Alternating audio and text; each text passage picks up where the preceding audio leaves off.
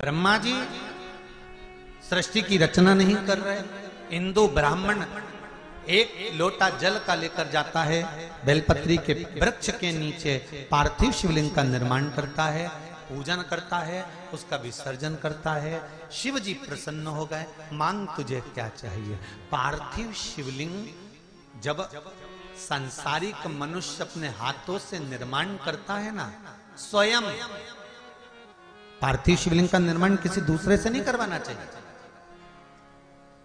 आजकल पार्थिव शिवलिंग का निर्माण नई नई डिजाइन से लोग करने लगे, ये अलग बात है, परंतु नियम पार्थिव शिवलिंग का जो नियम है, आजकल तो लोग भगवान का मुख बनाते हैं या वो अन्य स्वरूप बनाते हैं, पर पार्थिव शिवलिंग का जो निर्माण का विधान है, आप जैसा ब्रह्मा और विष्णु ने शिवलिंग प्रकट करा था, बस वैसा ही वैसा शिवलिंग भगवान शंकर का प्रकट कर लीजिए, वैसा कि वैसे ही शिवलिंग का निर्माण कर लीजिए। और शिवलिंग का निर्माण आप स्वयं अपने हाथों से करिए। क्यों?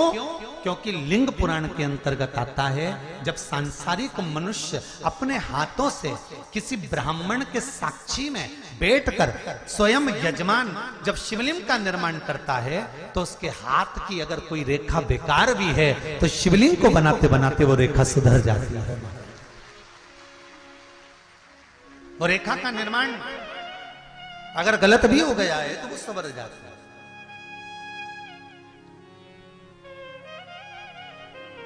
किसी दूसरे से नहीं करवाना चाहिए।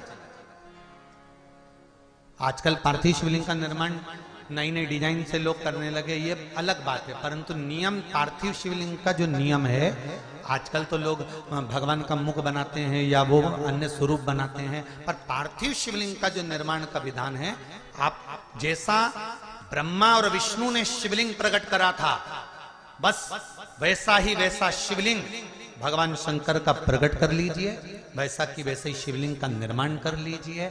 और शिवलिंग का निर्माण आप स्वयं अपने हाथों से करिए। क्यों? क्योंकि लिंग पुराण के अंतर्गत आता है, जब सांसारिक मनुष्य अपने हाथों से किसी ब्राह्मण के साक्षी में बैठकर स्वयं यजमान जब शिवलिंग का निर्माण करता है, तो उसके हाथ की अगर कोई रेखा बेकार भी है तो शिवलिंग को बनाते बनाते वो रेखा सुधर जाती है।